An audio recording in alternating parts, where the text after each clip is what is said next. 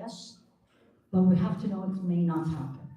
So the best way is when you are talking to the prospect marriage, the man, is you need to share this. Some men will say, you know what, I trust you, and you take the lead. Alhamdulillah. But if he said it depends, then you need to get yourself ready to be trained. That sometimes you have to say no. It's not going to be my way or the highway. If it's going to be my way or the highway, the man will not last. So up to especially if the right man came in, and you know he checked the boxes as we say. Number one is the box of Allah subhanahu wa ta'ala. Then these things you need to talk with him, and then you need to ask yourself, can I live with this man? If he said no, the final word is mine. Will you be able to do it? And ask Allah to change you, because your changing is an act of worship. You are changing to be more pleasing to Allah subhanahu wa ta'ala. That's an act of worship. You are changing to make the marriage, to get married and make the marriage happen. That's an act of worship and pleasing to Allah. And may Allah make it easy. And don't ask your friends this question, especially if you are young. Make sure, ask the right people who will guide you to Allah. Because they will tell you, no, you stay the way you are, don't you change, don't let him do this. Don't do that. It's not going to work. I mean, correct me, Sheikh, more than 50% of the Muslim marriages are ending up in divorce. It's close to the non-Muslims. And the last study I looked at came from Chicago, but I think it was like 6 or 7 years ago. It was 33%. It's way more now. So we have to have things to keep the marriage as long as there's no red lines in that marriage. Please. You want to add? Allah yazikum al-khair. I feel that I understand why things may be complicated at times. And this is why I believe Islam is so beautiful. And like, I'll give you an example. Shaikhah Haifaa was talking about the men being the leads. Okay, that's completely Islamic. It's understandable. But now you have a sister that says, but everything is 50-50. So now why, when it comes to the decision-making process, he gets the lead? So we understand that concern. So to address that concern, it's not about eliminating the role. The role remains. But now you go to the men or this husband. Is it 50-50?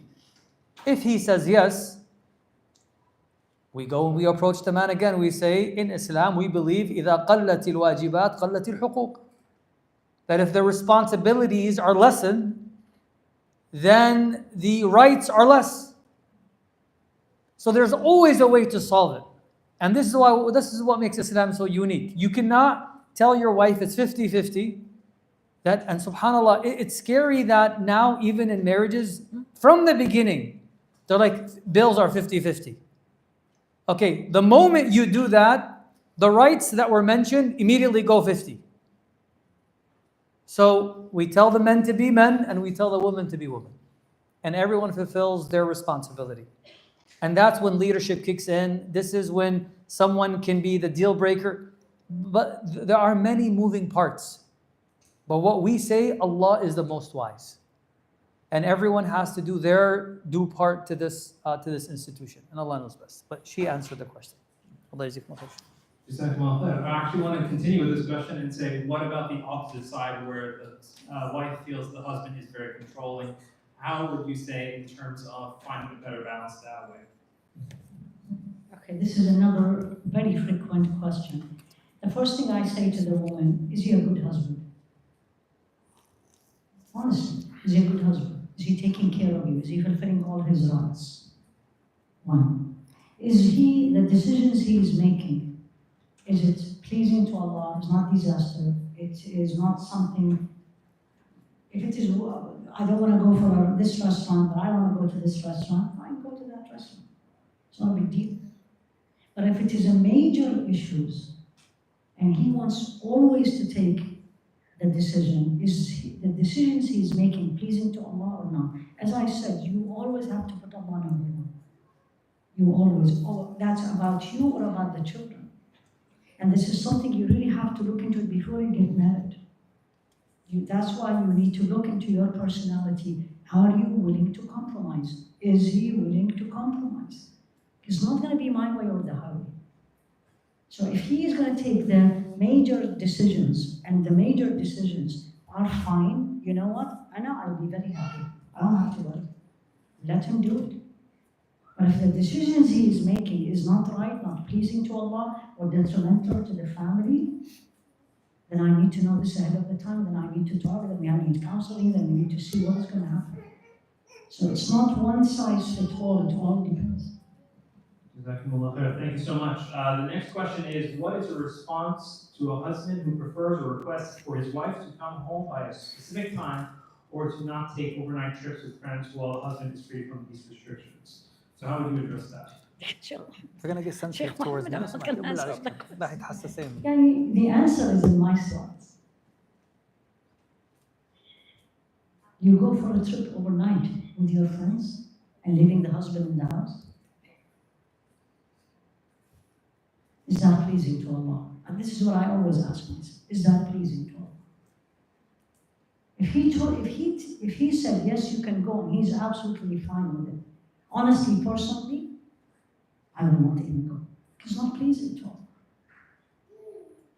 Friends with friends doing what? You need to work on your marriage. You want to take care of your husband. That actually applies to both sides, not only, because I see this from the man also. Leaving her in the house with 5 kids, and he's going out with his friends. It's again, remember, it is the two sides of the apple. They have to take care of themselves. So usually, this is my personal answer. Unless the trip is really safe, or then you're going to get into overnight and sleeping where and doing what and leaving the husband. Maybe at one point he'll say yes, but is he really saying yes? Is it going to come later on?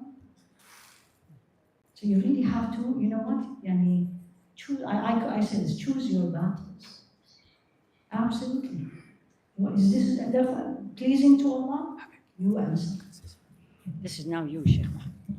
Allah yajzikum al-khair. Jazakum Allah khairan for asking these questions. And please, if the answer is a little harsh, forgive us for that. Inshallah, the intention is, very pure. So may Allah bless you all.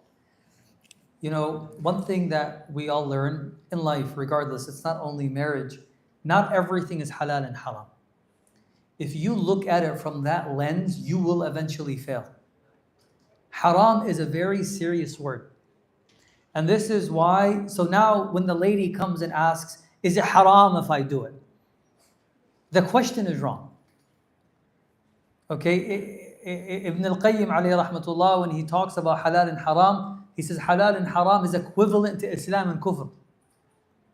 Like, is it easy for you to say someone's kafir? No, it's a big deal. Haram is a bad word. Consider haram a bad word.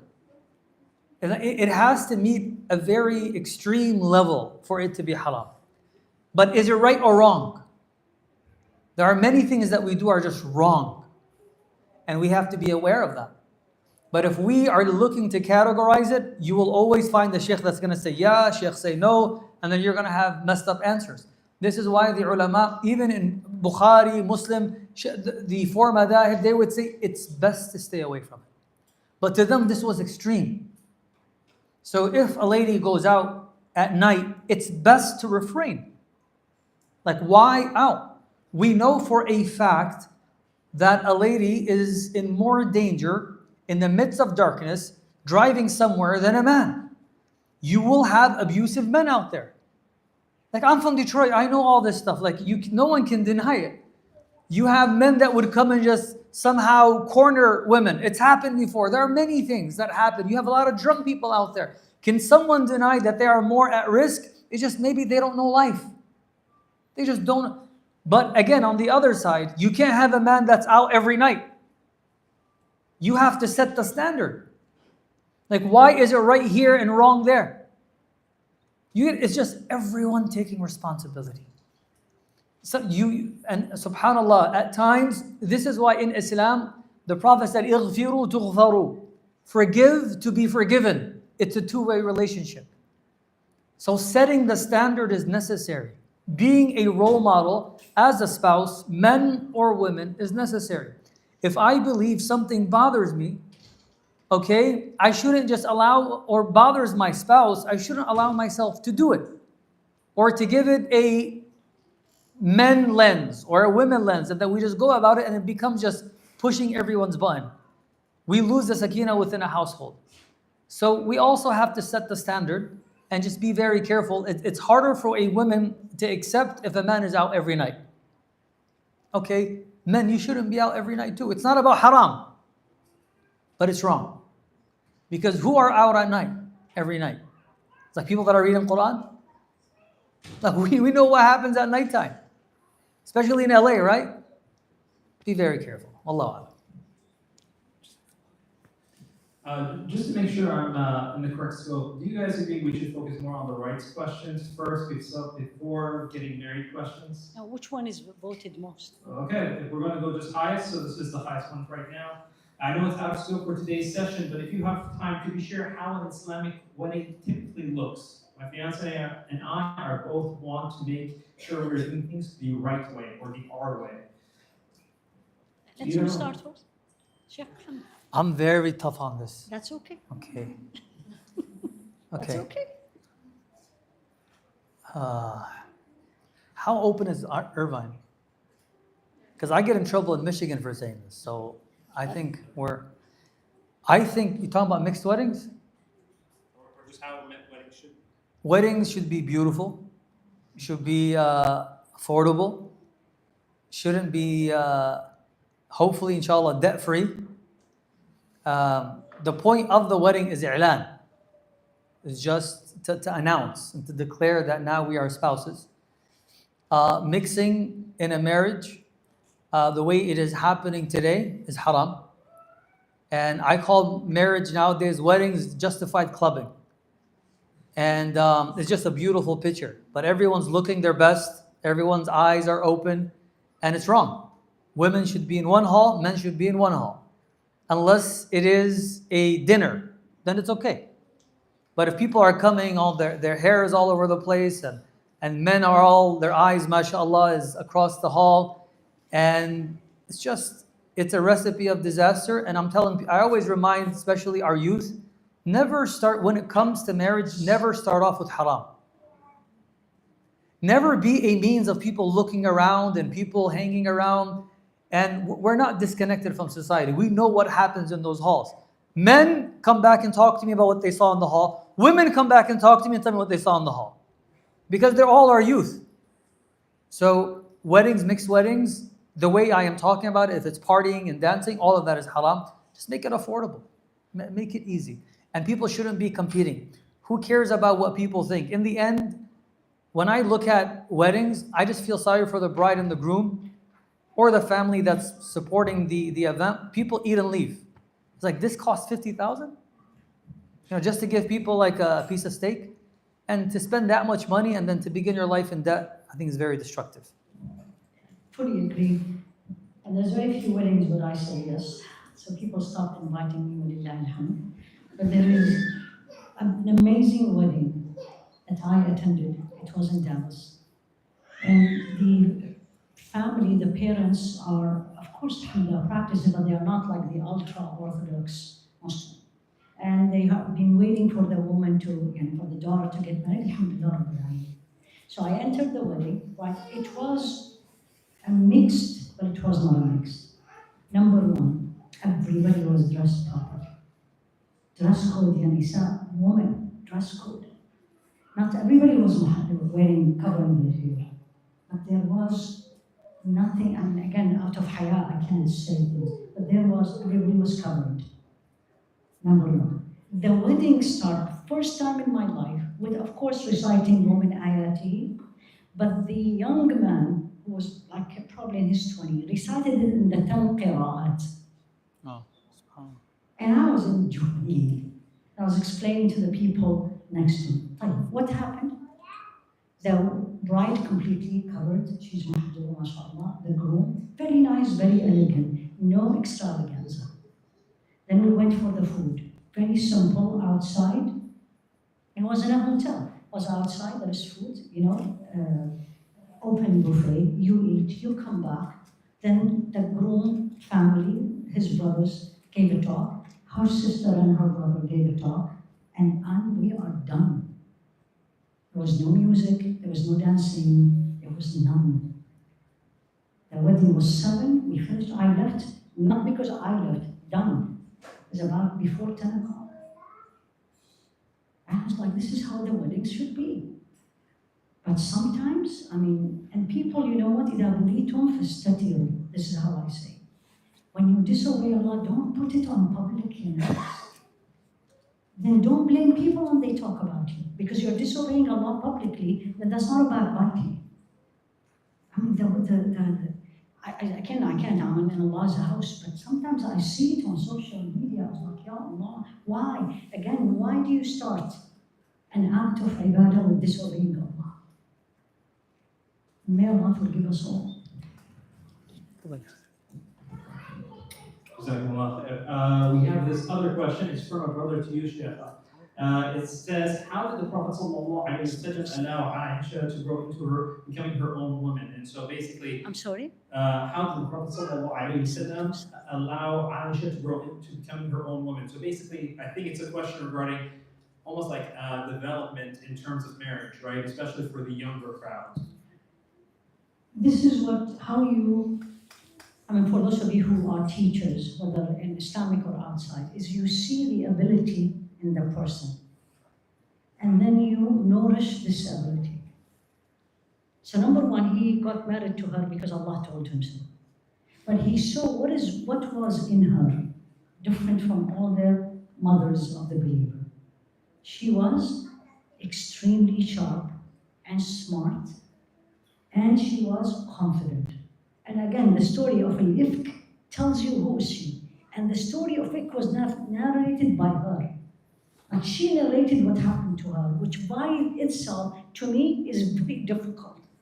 I'm going to write and say people start talking about me that I had an affair. Who said that? Right? Imagine this. And she said it in details. So what he saw in her, the ability, she loved him. She even saw in her the jealousy. She was jealous. Who wouldn't be jealous if your husband is a Rasul? But he nourished her positive, and when it comes to certain things, he used to discipline her. Like when she talked about Safiya. Right? Safiya is otherwise very beautiful, but she was short. So she felt he liked her. A woman got jealous. She said, the meaning of ma alayka min Safiya. I was like, what is this Safiya? And he said, you said a word, if it was mixed with the ocean, it will make it not taste. So he saw what is in her, worked on it, and this is for all the brothers and the sisters. What is good in your husband? What is good in your wife? Nourish it, acknowledge it. And what is not good, not necessarily mean, is bad. Maybe things that's her, fine, but if there are things disobedient to Allah, like he never allowed her to speak about Khadija. La tu'dini fiha. He said, don't hurt me by speaking this way. She was jealous from her. So this is how you nourish. And he married her young, but then she became the most faqihah woman that major Sahaba asked her questions. What's it called? I have it right here. It was a question regarding basically in-laws and living with in-laws and how to set up proper boundaries, especially when we're talking about the mother-in-law. And I know that wasn't necessarily mentioned, but the rights of the wife in terms of households. I don't know if you would like to speak about that, Sheikh. That's a tough one, Yashir. It's all tough.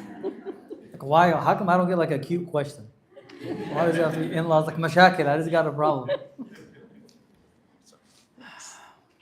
What I would recommend, Jazakumullah khair, anyone that's asking that question or the person that asked it, I would recommend that, number one, for the last maybe 15 years, I've never performed a marriage contract without premarital counseling. That's a prerequisite. It's a requirement. And these discussions must take place before marriage. They have to. And it gets very difficult if a decision was made or it was agreed upon that they will remain in their parents' house, like the husband's father's home, mother's home, and stay there for some time. And then down the line, the wife feels the pressure. And the guy comes and says, you know what? I told you before. And then the wife says, yeah, but now I'm just not feeling it anymore. It does lead to a lot of chaos. And there's nothing. This is why we tell people, do not fall in love before the marriage. Love is intoxicant. It's not even love, it's lust. And a person then, their judgment is clouded. This is why khamr is not alcohol. Khamr is intoxicants. Ma khammar al-aql, anything that intoxicates the mind. And alcohol happens to be one of them. So a person has to make sure that they are not intoxicated with love or lust before marriage, because they avoid all the serious conversations. Make sure that the period before the marriage is a period that will be shaky. Make sure that process is not a cute process. This idea that we just want to share that which brings more of an attachment, that which is very attractive, and everyone is sending morning messages, evening messages, all of that will affect the marriage. Put everything on the table, even when we start organizations, right? I always advise my brothers and sisters, have all the ugly conversations in the beginning. Get it done with, to avoid it in the future. But people, because they enjoy the moment and no one wants to destroy it, affect it, they talk about everything that's beautiful, but then the divorce becomes very dirty. So Wallahu ta'ala alam, these are discussions that happen before the marriage. Is this something that you can tolerate? If the lady feels that she can't, you have to be very blunt about it. I advise people, unless the parents are very sick, like the brothers, if you're going to have your wife coming into the house, right, and now this is her home, this is a sacrifice. Make sure you give her something in return. So because it is her right to be in her own home. So if she is willing to make the sacrifice, you respond with a sacrifice. It's not about, subhanAllah, it's a give and take for everyone. Appreciate, even if your wife is living with your parent, appreciate her every single day for living in that home. Because Islamically, she has the full right to have her own home. And it's just a back and forth process. And that's why I always tell people, just be kind about things. And because at times, maybe, I know at times a wife may be also harsh. But say if the mother is living with the husband, he can't just put her alone by herself. So it comes with some challenges, and just communicating that through, inshallah, will help. The next one, I think it's directed to you, Sheikh Haifaa. It's regarding, can you clarify faith until you make it? And so in terms of marital relations, how does that work in terms of sincerity? Well, sincerity is very important. As I explained it, the woman look at the intimate relationship related to emotions. The man looks at it as a need. So it's a complete, and when he asks the wife for that, he needs that, exactly like someone's hungry needing food. The woman, we in general, we have to do as emotions. Do I have to have it with an emotion? The answer is no, because I am pleasing Allah, I am fulfilling His need. If you really cannot, meaning there is more than just the emotion, because sometimes things build up, and you said no, and you really talked and said no and said no. If he forced you to, then we're getting into a different conversation.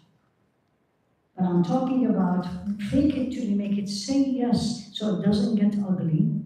It doesn't get to where you don't want it to be, and it gets very painful later on. But I have seen it. The reason I said this word, because I learned it from my patients.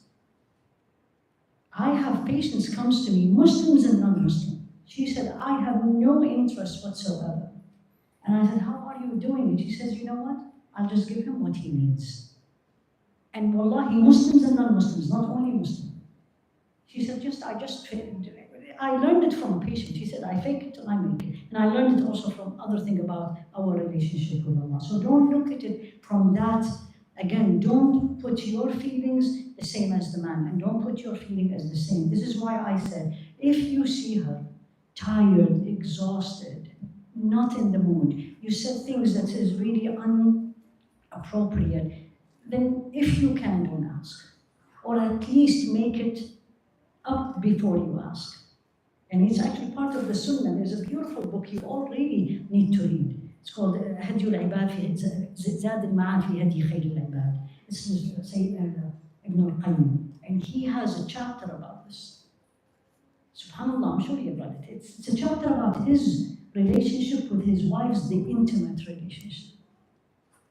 So you really have to learn this. Again, I'm begging everybody here, especially the young, don't look at things from the lens of the non-Muslims or the West. Look at it from the lens of Allah subhanahu wa ta'ala. And if you cannot ask Allah to help you, we have a weapon, we don't use it. It's called the dua. I'll give you one example. Back to the marriages. This was like 20 years ago. I got invited to a wedding. It's a very well-known family in the masjid. MashaAllah, tabarakallah. This was not here. In the biggest hotel. I'll tell you the name. And of course I went. And I entered. And it was so free mixing. I felt so uncomfortable. You know when they get you first to meet each other and then they open the door? And it is very uncomfortable for me. But I can't leave. Right? Because this is going to be, you know, wallahi, and probably this is the first time I'm saying this public. I made a dua for Allah. Ya Allah, get me out of here.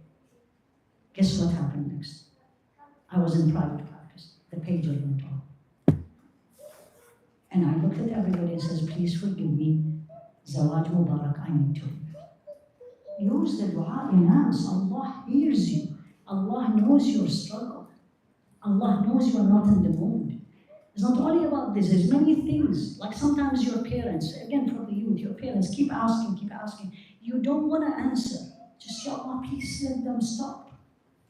Not in their face, between you and Allah. And He knows you don't want to disobey Him, but it's difficult. He's going to make it easier. So please don't look from the lens of the non-Muslims. Wallahi innahum la ya'lamun. By Allah, they don't know. I'll share one if you allow me. This morning, my neighbors, they just came in for it's a temporary. So she was coming out, the woman, and I didn't know. Turned to be they are Jewish. Because she said, we're going to Sabat, we're traditional Jewish. And I said, oh, subhanAllah. And I said, you know what, we eat your kosher, do you eat your halal? She said, no, don't ask me why, we should. And then the conversation came about divorce and marriage. And I said, how long have you been married? She said, 46 years. She said, she, not me. I said, I know what's wrong with this generation. Why they cannot live for marriage? We lived. We were different, but we managed. This is non-Muslim. She said, I feel sorry for them because everything is breaking up. Sheikh, so this next question says, is a husband smoking marijuana daily enough for a reason to seek divorce? So I think that's a bigger question regarding how do you give sincere advice to your spouse? How do you try to work on your spouse for either gender?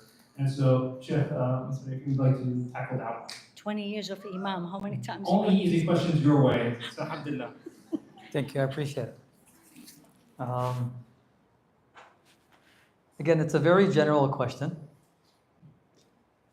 If I think it'll be necessary to ask an imam for consultation to just see the effects of it and how him smoking marijuana is affecting the marriage negatively, and is he no longer well balanced, focused, respectful? And again, this goes for both. It's not about just the men. What if the wife was smoking marijuana? I do believe that there will be challenges that either spouse will experience. Let me tell you this. What would be your response if you were asked that a young youth, this is how I look at these issues, if a young youth walked into a masjid and was struggling with marijuana, you would expect the imam to be tolerant, patient, merciful, understanding, engaging, and somehow supportive to that young man or young woman, and trying our best to support them in order for them to overcome that addiction. With marriage, add that like 10x. Just being supportive. And if this continues to go the wrong way, because marijuana is the gateway to other drugs, and now it's affecting the marriage, where it's just going downhill. But again, this shouldn't be a personal decision. Ask someone that has experience and someone that can guide through the process. It may lead to a divorce, but I wouldn't rush that process. Just asking someone with experience, inshallah, can be very helpful. And then again, this goes for brothers or sisters. I have a next question here. What's it called? My husband cheated on me multiple times. That's not me. And he wants to work on our marriage, but I no longer have peace or trust with him. However, we share a son. Please advise. So, in terms of divorce, and especially with relation to having children.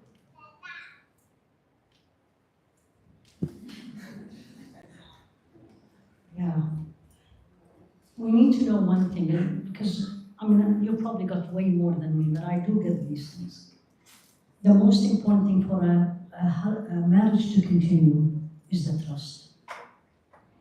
Love, as we said, love can change, but if you really lost the trust, and it is multiple times, and you had counseling, and you talked with them, and one thing that you all have to know, both sides, that marriage is not, divorce is not haram instant. There's a whole chapter in the Quran about talaq. So when we are talking about, we're talking about, sometimes I have literally, I had a woman came to me, she said, you are the last one, that's it. If you say yes, I'm gonna ask for divorce. Okay, what is the issue? Wallah, you will never believe, right? She doesn't work, he works, he's a neurosurgeon, meaning they do surgeries for 8 to 10 hours, very stressful work, very stressful, right? So he comes home and he asked her to make a tea for him. And I said, okay, and I'm looking, what is the problem? Well, why? She said, but he doesn't do this for me. So here you go, now you get this one. And again, in here, I'm gonna say, you know what? If I'm gonna ask for divorce, it is not haram. It is not. I cannot live with this. That's your choice. Honestly, that's your choice. You really gave, because you said multiple times. So you gave a first trust, second choice, second chance, third chance. Can you live, and this is a personal decision, can you live with this happening again, or do you think this is the last time? Are you fulfilling the rights of the marriage inside? This is what I ask for women. Where are you more pleasing to Allah? Inside the marriage or outside the marriage? If you are more pleasing to Allah outside the marriage, you need to leave. This is a major one. And this is, to me, is even worse than the marijuana. Because that's a trust. And this can also lead to diseases and to so this one, I say, istafti qalbak, pray istikhara. Don't talk to people about it because that's very personal. And you think you cannot live with it, that's your choice, absolutely. That's what I will say, Sheikh. He has a different opinion. That's Allah. Yeah. May Allah make it easy for that sister. It's tough. I hope you all know, the answers are clear, but there are different situations. And how do we address these problems? Of course, in the end, it ends up being a personal decision. You can't tell someone that's been cheated on, it's okay, inshallah, you're good. It's tough. But what I would recommend is that, self-growth and continuous growth is necessary.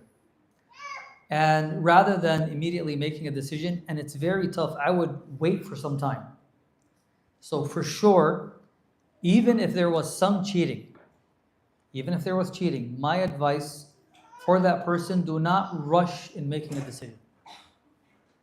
You can make a decision down the line. It's not haram. Never rush. I've seen women, sisters that have regretted down the line.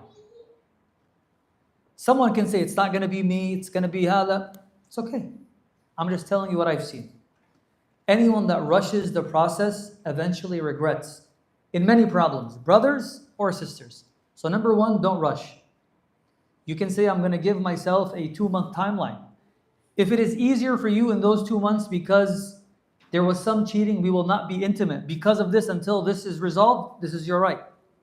It's going to take some time, but not rushing to divorce. The other thing is, it's always important to ask ourselves, why did this person go wrong? You'll be surprised. How blunt can I be? The good thing is that I don't lose anything with being blunt with you all. I'm going to say this. Forgive me, everyone. There's cheating that happens on both sides. But there's different types of cheating. There's different types of cheating. And for men, it's mostly sexual. For women, it's mostly emotional. Okay? And there's something in the house that's missing. This is why they came up with the whole system that this is my work husband. You get it? It's like, this is my partner at work. And then everyone goes to work so happy to find themselves miserable at home because they were able to find what they were missing outside of the house. So you do find cheating on both sides. And our responsibility is to make sure that we fill that void. Because if a lady may need some emotional support and she's not finding it in the house, you're literally pushing her to shaitan. And we can't do that. So it's our responsibility to make sure that she is not emotionally deprived. Fill that void. Just fill it to the max. The brother is the same thing. If they have this sexual gap, make sure you fill that void. And I feel that if everyone just takes on a responsibility, some level of responsibility, I'm telling you, most of the cheating that happens are small things that could have been easily resolved. And it's literally 80%, 80 to 85% of the cheating that happens could have been easily resolved. So everyone just doing their part rather than pointing fingers, and we'll see ourselves just filling that void and being at service for our families. And Allah knows best. I'm just going to add one thing. This is also a true story, where it's a couple, highly educated, everything, and they are friends of mine. They came to the office, and the husband says, "This is not for medical, but I need to talk to you." The wife is right there, so sitting. And he said, "This woman in front of you, we've been married for 20 plus years. She never woke up in the morning to make a breakfast for me." What does this statement tell you? Making breakfast for him is important. Maybe others, like, what is the big deal? But for him is important. So I was like, okay. So I looked at her and I said, why don't you wake, she doesn't work. Why don't you wake up in the morning and make a breakfast? What is the big deal? It's very important for the husband, right? He's not asking you to do work. And she said, I grew up in a house, we never wake up in the morning. What happened? He didn't cheat on her. It's not in this country. Of course he got married. Second wife. Back to what you are saying, but that does not, I mean, this was halal, but that does not justify, and I hope, the reason I said this, because I don't want people to misunderstand what the Sheikh said. It's not a justification. When someone disobeys Allah, you go and disobey Allah. It's not a justification. Allah will ask me if I disobeyed him, and he will ask him. But what he's trying to say is there a reason, like self-analysis? Don't feel down, but is there? You looked and there isn't, then there isn't. But if there is, then maybe I'll work on this, because again, especially in this question, because she said, I have a son, so that's why she is hesitant. Another thing also you have to say, because I talk to people, especially in this country, and I say, why you are staying, especially when there is abuse. She says, if I ask for divorce, I'll be in the street. And then, exactly, it's not one answer fits all. You have to be very considerate. But what he's trying to say, and this is for both sides, when the woman comes and says, that's it, I need to leave, or when he comes, you really have to look into, don't blame right away the other side. Just look into you and say, okay, Allah, show me, what did I go wrong? Don't put yourself down, but did I go wrong? And then take it from there. Thank you both. No, Lord, you both. What is the recommended time frame / process of talking phase to marriage? Much more lighthearted, alhamdulillah. So I'll give you this, Sheikh Almasmari, inshallah. Of course it differs. I think it's not one answer fits all. I think once you believe that you're compatible and you address points that are make or breaks, and then have serious conversations. If a person is truly ready, wanting to get married is one thing. Ready to get married is something else. There's a lot of people that want to get married, but are they truly ready? Wallahu ta'ala alam, if they are mature people, it shouldn't take more than a month. If it takes more than a month, I don't think they're ready for marriage. If they haven't asked the right question, they can further investigate. It takes time. But if they are still in the looking phase for over a month, it means the right questions haven't been asked. And Allah knows best. And of course, it's different from one person to another. There's no one answer. What I just shared is not an Islamic answer. But Wallahu ta'ala alam, I think a month is more than enough. What I say is, what's your istikhara telling you? If you are hesitant, there's something there. And again, don't blind by love, I want to get married, or all my friends got married. If you are not comfortable in your istikhara, Allah is telling you there is something. So either you're going to investigate more in this uncomfortable feeling, or you just call it off. But again, after 6 months or a year, what else you will know? If you didn't know after 6 months or a year, then there is an issue.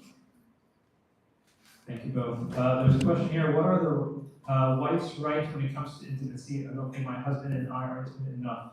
So I think I will go to you, Sheikh. Yeah. You're the doctor? No, come on.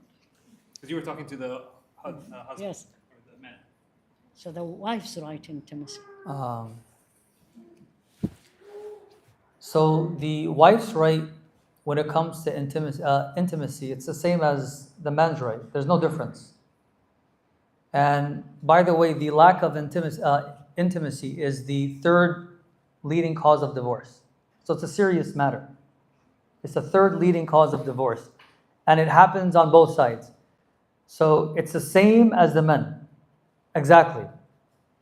وَلَهُنَّ مِثْلُ الَّذِي عَلَيْهِنَّ بِالْمَعْرُوفِ. It's the same right. It goes both ways.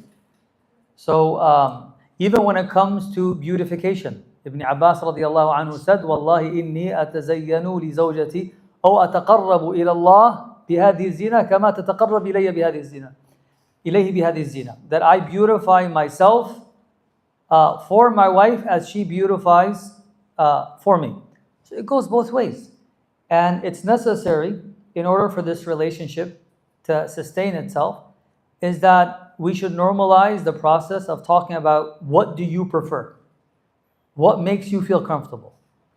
As long as it's not haram, and haram is very clear in what's haram, then all of it is permissible. And so to communicate that through is very important. And to not make it, these topics, I'm telling you, my brothers and sisters, shouldn't be taken lightly. Especially when it comes to intimacy. It shouldn't be taken lightly. People should feel comfortable to talk about it. There's no haya, there's no modesty when it comes to talking about this matter. Just say, I am sexually deprived. And this is what I expect. And these conversations have to be very clear in order for us to maintain this institution. And Allah knows best. Just to add, I can say no, what happened at this time, because people says how long. He told the woman, and actually he asked her how long he has been away. He's been away. She said between 4 and 6 months. And he put the rule, if there is 4 months, no intimate relationship, it's a ground for divorce. She asked him for a divorce. Because it's important for the woman, not as important as the man, but also the woman, especially the younger. Yeah, it is. And it's part, I put it for you in the spine. It's part of the marriage. Thank you both. We're going to be, we only have like 7 minutes Yes. before we have to, inshallah, start for Salat al-Asr. So maybe 1 or 2 questions left. Is it a wife's duty Islamically to cook, clean, and do household tasks? Is it required? I was waiting for it. Yeah, please. Is it required? Like there's an ayah says the woman has to cook and clean? Not to my knowledge. Is there a hadith? Now everybody knows that. It is not about cooking or cleaning. Who's going to do it? If he is working from morning to evening, he works in LA, leave at 5 a.m., drive 2 hours, and then he has a long job, and then he comes back at 7. And who's going to do it? Right? Why not you do it if you are not? But if both are working, which is a very common scenario, both comes back tired and everything, تعاونوا على البر والتقوى, then both of them take care of it. One person cook, or one person order, one person take care of the kids, one person take care of the dishes. Again, the neighbor this morning, subhanAllah, I didn't even tell her we have this. She said, we normally cook for our husbands. Wallah, كأنه she is like us. Except this, my daughter-in-law. And she doesn't cook, she doesn't like cooking. And I said, what does she do? She said, she's a physician. She's a pediatrician. I said, okay, so who? She said, my son cook. Now the mother is called and stuff. She said, my son cook, and I see the resentment. So I was like, what does she do? She said, she takes care of the children and wash the dishes. I said, then what's the problem? You know what I'm saying? It's both. Yani, look at, it's both of you. Okay, I'll give you one example if you allow me. If you have 2 of your children, 2 brothers in the same room, right? Don't you ask them both to keep the room clean? Do you get one only to, no, because they are both sharing. Unless that person, go to college, comes back at 10 p.m., and the other one comes back from school at 3. I mean, obvious. Thank you. I think I'm going to make this the last one, inshallah. It's probably a very difficult one for a lot of people. How do you prioritize your family and wife/husband? Should my wife/husband or family come first? So that balance, that human balance of how do you manage those 2 relationships? Say it again. How do you basically balance the relationship with your wife or husband and balance the relationship with your family. family? So mom, parents, especially, I think. Allah yazikum al-khair. Allah subhanahu wa ta'ala knows best.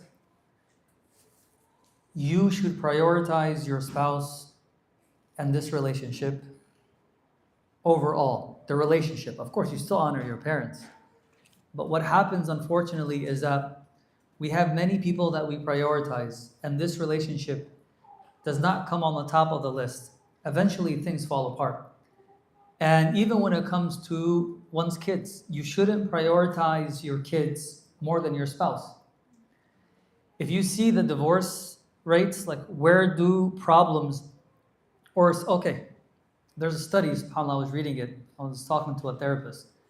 When it comes to cheating, and this study clearly indicated that it happened, like the numbers just went up when talking about people that have been in a relationship for over 25 years.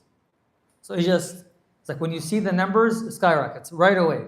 25 years and more of marriage, that was the most cheating. And subhanAllah, you try to break it down to understand that you would think a person would be more loyal after 25 years. But what happens throughout the years, there were people and things that were prioritized, especially when it came to kids. So raising the kids, there was this common theme in the relationship, that we love our kids. So, Assalamu alaikum, how are you? How are the kids today? Now the kids got older, they all went into college. After 25 years, you no longer have anything in common because that person was not prioritized. Okay, and that's when the cheating takes place. It's like, now what are we going to do in the house? We're just sitting next to each other. Literally, the last time I knew you is when we were 20. And now say we're 55. So we have to be careful that make sure that this marriage is prioritized. Talking and kids, even if married couple, you'll notice that for the most part, kids dominate the conversation. If that is the case, it means that you're heading in a very dangerous, to a very dangerous place. It means you no longer have things in common. Try to minimize your talking about the kids, in regards to the kids, and talk more about yourself. So just prioritizing the marriage and not forgetting everyone. Doesn't mean that I'm either good to my father or to my wife. Lazim, there has to be a, this or this. Why not do all? Just be good. And inshallah, it's just, and everything with moderation. Allah yabarak feek. Jazakumullah khair, everyone. Thank you. I think we've reached the end of our program. May Allah reward all of you. Inshallah, in a moment, Thank you so much. we'll start with the adhan. But one thing is, if you guys had gained any benefit from this, or you learned anything, make sure to share it. And also make sure to do dua for the shuyukh that joined us, alhamdulillah, and share that knowledge.